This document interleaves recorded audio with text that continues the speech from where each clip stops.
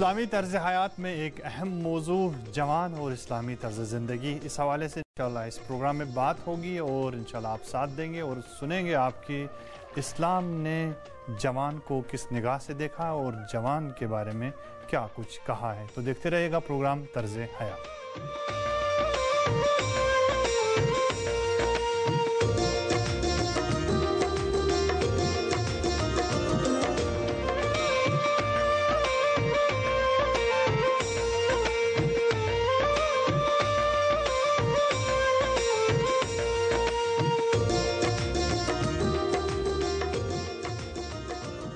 بسم اللہ الرحمن الرحیم، اللہم صلی علی محمد و آل محمد، درود و سلام و محمد و آل محمد پر اور آپ سب ناظرین کی خدمت میں میرا سلام عرض ہے۔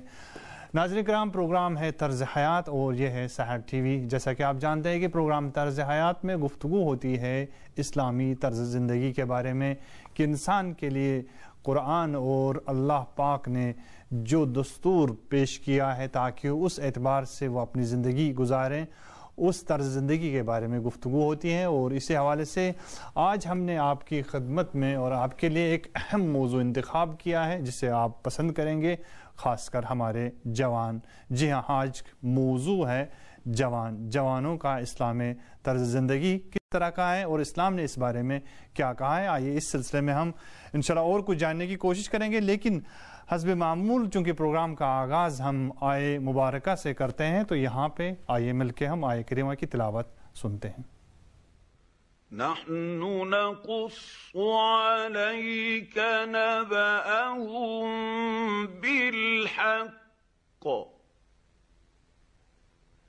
إنهم فتية آمنوا بربهم وزدناهم هدى۔ ناظرین، اس آیے مبارکہ میں ارشاد ہو رہا ہے کہ سورہ کہف کی 13ویں آیت ہے کہ ہم آپ کو ان کا حقیقی واقعہ سناتے ہیں۔ وہ کئی جوان تھے جو اپنے رب پر ایمان لائے اور ہم نے انہیں مزید ہدایت دی۔ جی ہاں، یہ سورہ مبارکہ کہف کی آیے مبارکہ تھی اور ایک اہم پیغام اور عظیم پیغام ہے اس آیے میں۔ میں اس حوالے سے آپ کی خدمت میں عرض کروں کہ جوانوں کا طرز زندگی بہت ہی اہم ہے، چونکہ جوانی کی قیمت، جیسا کہ امام علی علیہ السلام فرماتے ہیں کہ انسان جو ہے دو چیزوں کی قدر و قیمت ان چیزوں کو اپنے ہاتھ سے جانے کے بعد ہی ان کی اہمیت کو سمجھتا ہے۔ ایک ہے جوانی اور دوسرا تندرستی اور انسان کی صحت۔ یہ دو عظیم نعمتیں ہیں جو خدا نے انسان کو عطا کی ہے، لیکن انسان جو ہے ان نعمتوں کو بر وقت نہیں سمجھتا، ان کی اہمیت کو نہیں سمجھ پاتا۔ لہٰذا ہمیں زیادہ سے زیادہ ترغیب دلائی گئی ہے اور توجہ دلائی گئی ہے کہ جوانی کی اہمیت کو سمجھیں۔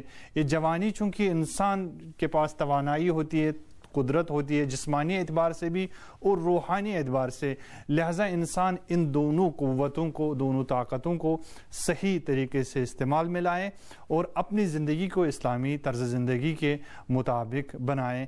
یہی اسلام کا دستور ہے۔ لہٰذا اس سلسلے میں ہم اس آیہ مبارکہ سے ہم نے چونکہ شروع بات کی ہے تو اس سلسلے میں آپ کی خدمت میں حضرت امام صادق علیہ السلام کا ایک اہم فرمان سنانا چاہتا ہوں کہ امام کہ محضر میں سلیمان، آپ کے ایک صحابی سلیمان ابن جعفر حضلی تھے، وہ عرض کرتے ہیں کہ امام نے مجھ سے فرمایا کہ پتہ ہے کہ عرب زبان میں فتح کس کو کہتے ہیں؟ تو میں نے عرض کیا یا ابن رسول اللہ، فتح تو جوان کو کہتے ہیں۔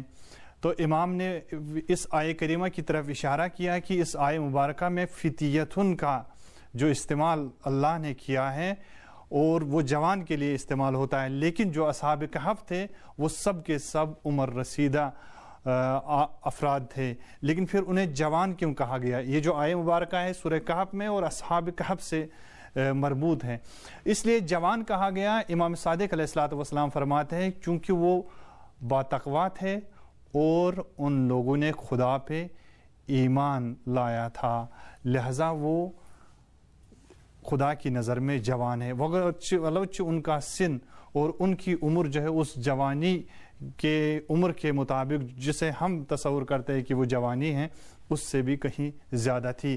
جو سب سے جوانی کی اہمیت کے حوالے سے یہ بہت اہم چیز ہے کہ ہم نے کس چیز کو معیار زندگی بنایا ہے, اور اگر ہماری زندگی کا معیار صحیح ہو اور ہم نے صحیح خط چنا اور صحیح راستہ ہم نے انتخاب کیا ہے تو ہم عمر کے آخری حصے میں بھی جوان ہوں گے, چونکہ جوانی کے لیے صرف جسم نہیں بلکہ روح کی طاقت بھی ضروری ہے. لہذا اس حوالے سے ہم کچھ نکات کی طرف یہاں پہ اشارہ کریں گے کہ ایک جوان کے لیے سب سے اہم چیز جو اللہ نے اس کے لیے نظر میں رکھی ہے وہ ہے تقوی اور اس کا ایمان. ایمان کے سائے میں یعنی ایمان لے آئے وہ خدا پہ, جس طرح اس آیت شریفہ میں بھی ارشاد ہوا. اس طرح کی بہت ساری آیتیں قرآن کریم میں آپ کو ملیں گی اور جو ایمان کی طرف انسان کو دعوت دیتی ہے, ایک جوان کو بلاتی ہے, اور جوانوں کے لیے بہت سارے نمونے قرآن نے پیش کیے ہیں. اور اس ایمان کے سائے میں اور اس ایمان کی بنیاد پہ ہی وہ تقوی جو انسانی زندگی کے لیے ایک دائرہ ہے, جو انسانی زندگی کو اپنے سائے میں لیتا ہے, اور اس تقوی کے حصار میں رہ کے انسان اپنا طرز زندگی اپناتا ہے. تو لہٰذا یہاں پہ تاکید کی گئی ہے کہ ایمان اور تقوی جو ہے ایک جوان کے لیے بہت ہی ضروری ہے, چونکہ ایمان ایک ایسا سرمایہ ہے اور ایک ایسی اس کے پاس ایک ایسا خزانہ ہے کہ جس کے ذریعے سے وہ کبھی بھی اصلی راستے سے گمراہ نہیں ہوگا, اور تقوی اس کی حفاظت کرے گا. تقوی کے حصار میں رہ کے وہ اس صحیح ایمان کے راستے کو چننے کے بعد ہی اپنی زندگی کو آگے بڑھائے گا اور جوانی کے اس دور سے گزرے گا. یہ جوانی کا دور چونکہ سرمایہ گزاری کا دور ہوتا ہے, اس دور میں انسان سب کچھ بنا سکتا ہے, چونکہ ایک جوان کے پاس تازگی ہوتی ہے, ایک جوان کے پاس امید ہوتی ہے, ایک جوان کے پاس جو ہے وہ طاقت ہوتی ہے, توانائی ہوتی ہے, فکری حوالے سے بھی, جسمانی حوالے سے بھی اور روحانی اعتبار سے بھی. لہٰذا اس طاقت کا صحیح استعمال کرنے کے بعد انسان جو ہے ایمان کے سائے میں رہ کے تقوی کو نظر میں مشعل راہ بنا کے وہ جو ہے حقیقی راستہ اپنا سکتا ہے اور خدا کے قریب پہنچ سکتا ہے. لہٰذا سب سے زیادہ تاکید جو قرآن نے کی ہے اور انسان کو اپنی طرز زندگی کو اپنانے کی جو نصیحت اور وصیت کی ہے خداوند پاک نے اور ائمہ معصومین کی سیرت سے بھی ہمیں ملتا ہے, وہ یہی ہے کہ انسان ایمان کے ساتھ ساتھ تقوی کو بھی اپنائے. اگر ایمان کے ساتھ ساتھ انسان تقوی اپنائے, تقوی اور پرہیزگاری اپنائے, تو انسان کی کامیابی حتمی ہے.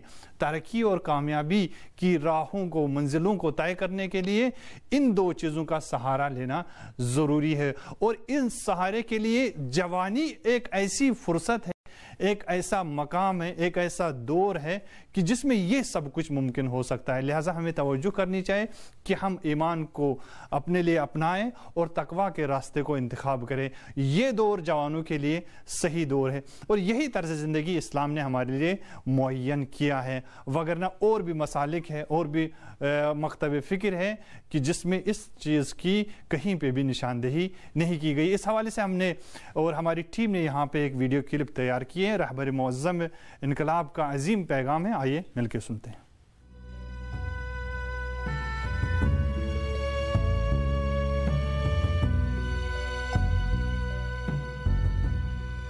امیر المؤمنین اون روزی که وارد مدینه شد به همراه پیغمبر یک جوان 22 ساله بود. جوانهای 22 ساله امروز مقایسه کنند رفتار خود را با اونچه که اون جوان ممتاز در طول تاریخ بشریت از خود بروز داد. همین جوان بود که ستاره و قهرمان جنگ بدر شد. همین جوان بود که در جنگ احد اونچنان درخشید که همه مسلمان ها به عظمت کار او وقوف پیدا کردند. همین جوان بود که در امتحانهای گوناگون در غزوات پیغمبر در ایستادگی در برابر فشار جبهه کفر و استکبار اون روز در کنار پیغمبر ایستاد. همون جوان بود که به دنیا تعلق خاطر پیدا نکرد. پیغمبر اکرم این جوان رو که امروز، اون روزی که پیغمبر او را نصب میکرد، در عین حال جوان بود، این جوان در چشم مسلمانان عظمتی داشت که این عظمت برای کسی قابل انکار نبود. هیچ کس هم این رو انکار نکرده است، نه در اون زمان و نه در زمانهای بعد.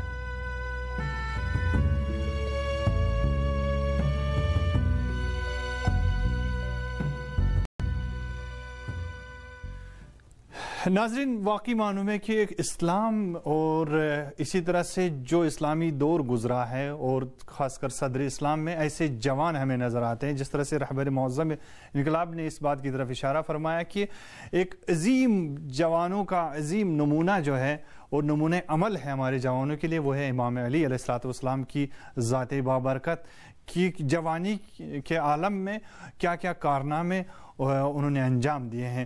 تو بہت سارے یہاں پہ نمونے پیش کیے گئے ہیں، اور ہم نے جس چیز کا انتخاب کیا ہے کہ جو دوسری چیز اسلام جس چیز کا تقاضا کرتا ہے جوان سے، وہ ہے علم و آگاہی. یعنی اسلامی طرز زندگی میں جوان اسے کہتے ہیں جو معرفت کے ساتھ ہو، جس کے پاس بیداری ہو، جس کے پاس آگاہی ہو، جو علم کو دوست رکھتا ہو، جو علم پسند ہو، لا علمی سے جسے نفرت ہو، علم سے جسے محبت ہو. اسلام نے تقاضا کیا. امام جعفر صادق علیہ الصلوۃ والسلام فرماتے ہیں کہ میں پسند کرتا ہوں اپنے جوانوں میں سے کہ میرا جوان جو ہے، میرا چاہنے والا جو ہے، وہ دو حالتوں سے خارج نہ ہو، یا وہ شاگرد ہو یعنی طالب علم ہو، یا عالم ہو، یعنی یا دانشور ہو یا اسٹوڈنٹ ہو. ان دو حالتوں سے خارج نہیں ہونا چاہے. یعنی اس کی زندگی اسی چیز میں گزرنی چاہیے، یا تو تعلیم حاصل کر رہا ہے یا تعلیم دے رہا ہے.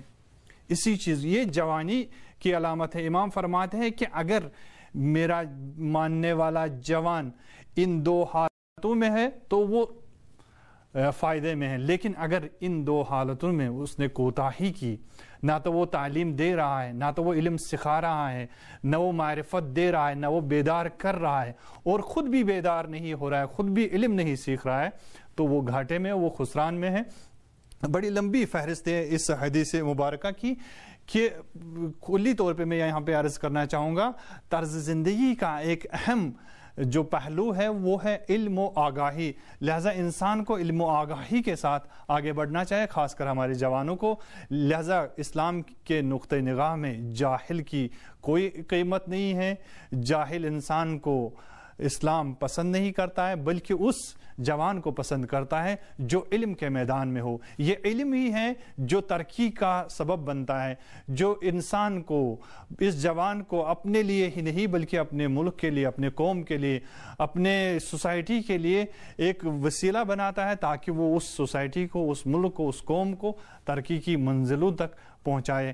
لہٰذا ضروری ہے کہ انسان جو ہے علم و آگاہی بھی رکھتا ہو. اس کے ساتھ ساتھ ایک اور چیز کا ہم نے یہاں پہ انتخاب کیا ہے جو جوانوں کے اندر پائی جاتی ہے، وہ ہے امید.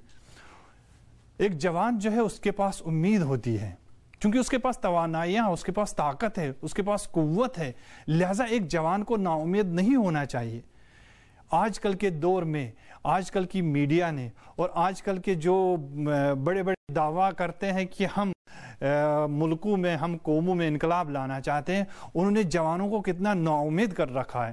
جوانوں کے پاس ایسے کوئی مکتب فکر نہیں ملتا، ایسا کوئی زاویہ نہیں ملتا ہے کہ جس کے ذریعے سے وہ اپنے زندگی کو آگے بڑھا سکے. لیکن اسلام نے کہا کہ نہیں، نا امیدی کفر ہے، نا امیدی موت ہے. ایک جوان کے پاس شادابی ہونی چاہیے، امید ہونی چاہیے. ایک جوان جو ہے خود بھی امیدوار ہوتا ہے اور اپنی قوم کو بھی امید دلاتا ہے. ایک جوان کی صفت یہ ہونی چاہیے. اسلامی طرز حیات میں جس جوان کی سراہنا کی گئی ہے وہ یہی ہے کہ اس کے پاس امید ہے. امید کے بلبوتے پہ یہ جوان جو ہے اپنی قوم کو بھی ان بلندیوں تک پہنچا سکتا ہے کہ جس کے لیے ہم نے مبنا اور بنیاد علم و آگاہی کو قرار دیا تھا۔ لہٰذا اماموں کی سیرت یہی رہی ہے کہ جہاں پہ بھی کوئی نا امید شخص ملا تو اسے امید دی تھی۔ لہٰذا یہاں پہ نہ فقط اپنے ایک جوان کی یہاں پہ ذمہ داری ہوتی ہے، بلکہ قوم کے جو افراد ہیں، جو عظیم ذمہ دار افراد ہیں، جو مختلف مقامات پہ فائز ہیں، جیسے اساتذ ہیں، جیسے علماء ہیں، جیسے دانشور حضرات ہیں، ان کی ذمہ داری بنتی ہے کہ جوانوں کے اندر پائے جانے والے ان عظیم خزانوں کو نکالیں، ان سے بر وقت استعمال کریں، ان کا بر وقت استعمال کریں کہ اگر جوان کے اندر جو ہے وہ توانائی ہے، طاقت ہے، قدرت ہے، تو اس کو صحیح راستے میں استعمال کرے، اس کو صحیح راستے میں لگائے، جوانوں کو امید دے، جوانوں کو نا امید نہ کرے۔ اور امید دینے کے لیے سب سے بہترین سہارا جو ہے وہ ایمان کا ہے، وہ ہے تقویٰ کا ہے۔ ان تقویٰ کے حصار میں اگر انسان کی زندگی گزرے گی اور ایمان کے ساتھ اگر انسان اپنی زندگی گزارے تو اس کے اندر ایک امید کی کرن بنتی ہے، چونکہ اسلام نے جوانوں کو ایک ایسا مستقبل اور ایسا مستقبل عطا کیا ہے کہ جس کی مثال کہیں اور بھی نہیں ملتی، چونکہ اسلامی آئیڈیالوجی اور اسلامی تعلیمات کے مطابق انسان کا آنے والا کل جو ہے وہ روشن ہے، اس کا مستقبل جو ہے وہ عیاں ہے، وہ روشن ہے، اس میں خوشی ہی خوشی ہے، اس میں کامیابی ہی کامیابی ہے۔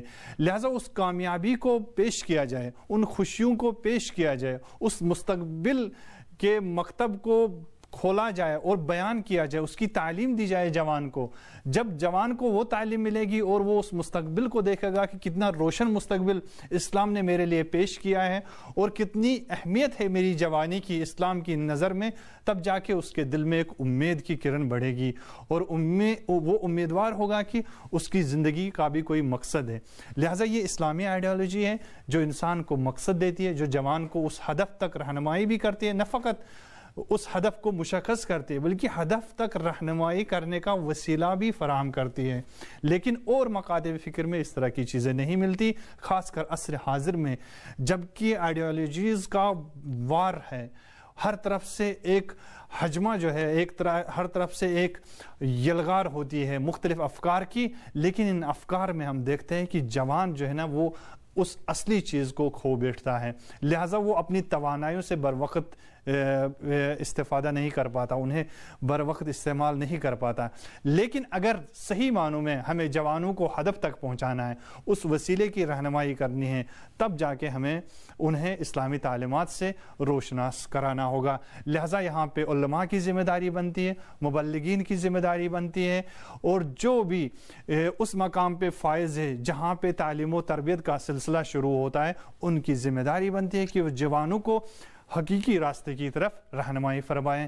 یہاں پہ ہماری ٹیم نے ایک ویڈیو کلپ تیار کی ہے اور اس میں اس چیز کی نشاندہی کی گئی ہے، تو یہ علماء کی ذمہ داری بنتی ہے کہ وہ آ کے یہ سمجھائیں اور سکھائیں جوانوں کو کہ انہیں کس چیز کی ضرورت ہے اور کس چیز کا انتخاب کرنا ہوگا، تاکہ وہ صحیح معنوں میں اس طاقت سے اور اس قوت سے وہ استفادہ کریں جو ان کے پاس پائی جاتی ہے۔ یہاں پہ ہماری ٹیم نے ایک ویڈیو کلپ تیار کی ہے، استاد محترم حجت الاسلام والمسلمین سید جواد نقوی صاحب حفظہ اللہ تعالیٰ کا ایک عظیم خطاب ہے اور اس کا ایک اقتباس ہم آپ کے سامنے پیش کرنا چاہیں گے۔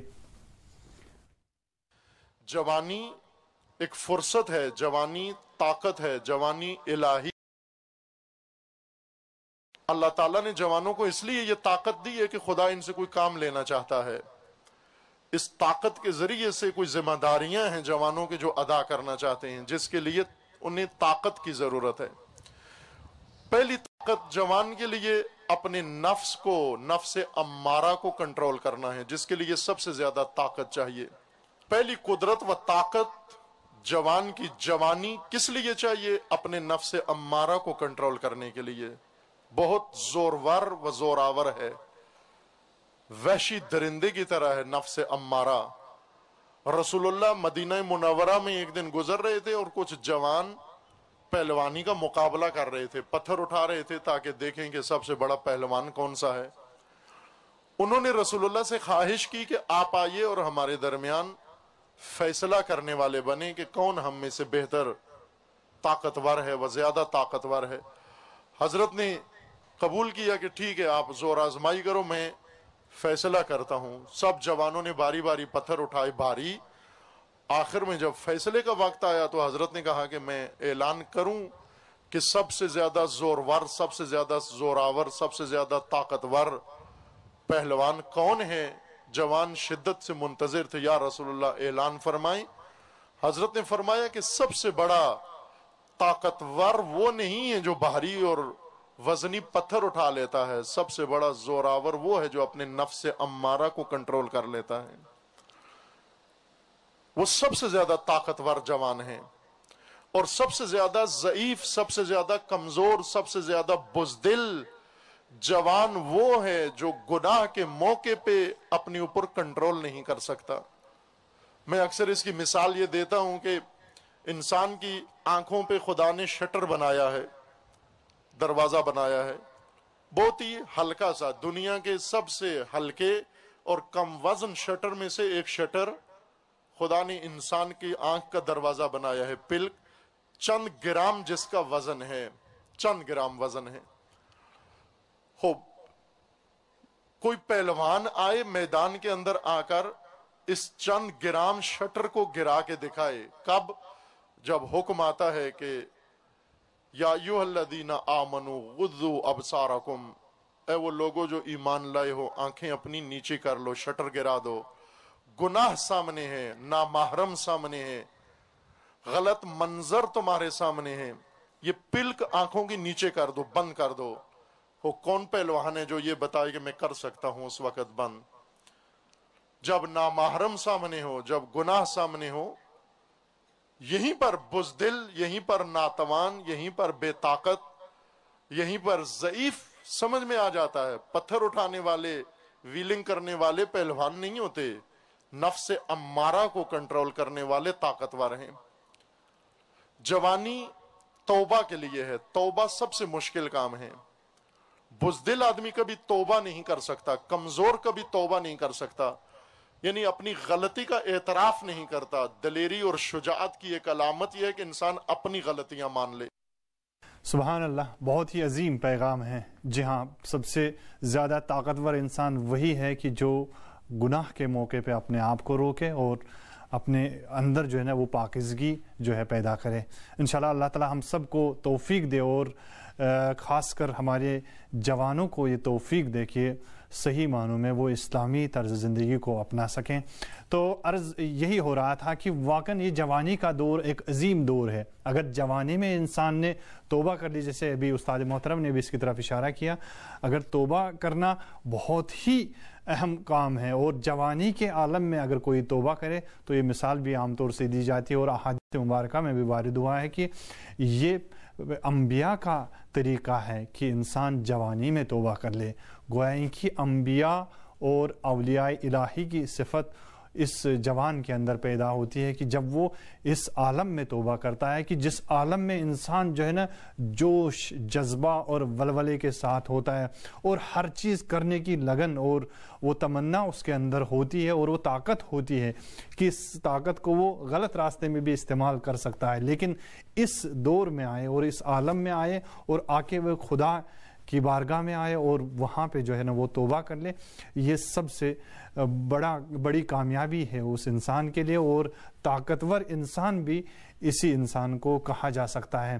تو خداوند کریم سے یہی توفیق مانگنی چاہیے ہمیں کہ جوانی کی اس عالم کو صحیح معنوں میں گزرنے کی توفیق عطا کریں، چونکہ جوانی کا عالم ایک ایسا عالم ہے، کچھ چیزیں ہیں کہ جیسے احادیث میں بھی آیا ہے کہ روز قیامت جو ہے نا جب انسان آگے بڑھنے کی کوشش کرے گا تو اسے روکا جائے گا، اور کچھ چیزوں کے بارے میں اسے سوال کیا جائے گا جس میں اس کی عمر بھی ہوگی، اور خاص کر روایت میں آیا ہے کہ اس کی جوانی کے بارے میں بھی اسے سوال کیا جائے گا، اور پوچھا جائے گا کہ آپ نے اپنی جوانی کو کس راہ میں گزاری ہے، اور جوانی کے عالم میں کیا کیا کام آپ نے انجام دیا ہے۔ آیا یہ اللہ کی راہ میں پوری جوانی گزری ہے یا شیطان کی راہ میں یہ جوانی گزری ہے؟ تو پوری طرح سے پوچھا جائے گا، اور پوچھنے کے بعد جب وہ جواب دے گا اس کے بعد اسے آگے جانے کی اجازت ملے گی۔ تو اللہ ہم سب کو توفیق دے کہ ہم جوانی کو اللہ کی راہ میں گزاریں۔ ناظرین کرام، یہاں پہ جیسا کہ آپ جانتے ہیں کہ وقت ہوا ہے آپ کے سوالات کا اور آپ کی تجاویز کا، تو آئیے مل کے دیکھتے ہیں۔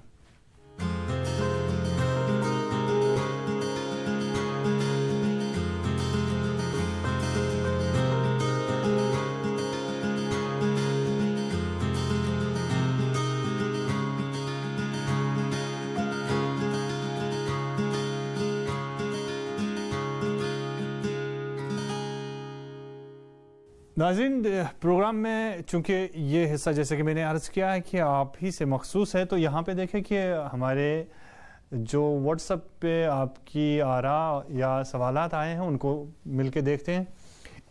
یہاں پہ طرز حیات گروپ میں السلام علیکم وعلیکم السلام، طرز حیات پروگرام کا ہم نہایت شکر گزار ہیں کہ جو کہ امن اور سلامتی کے ساتھ معاشرے میں زندگی گزارنے کا طریقہ کار بتا رہے ہیں۔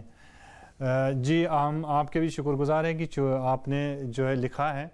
میرا سوال یہ ہے کہ کس طرح دنیا میں امن اور سلامتی ہو جبکہ طاغوت اپنی پوری طاقت کے ساتھ دنیا پر چھائی ہوئی ہے اور ہماری اسلامی حکومتوں اور میڈیا پر طاغوت نے کنٹرول کیا ہوا ہے۔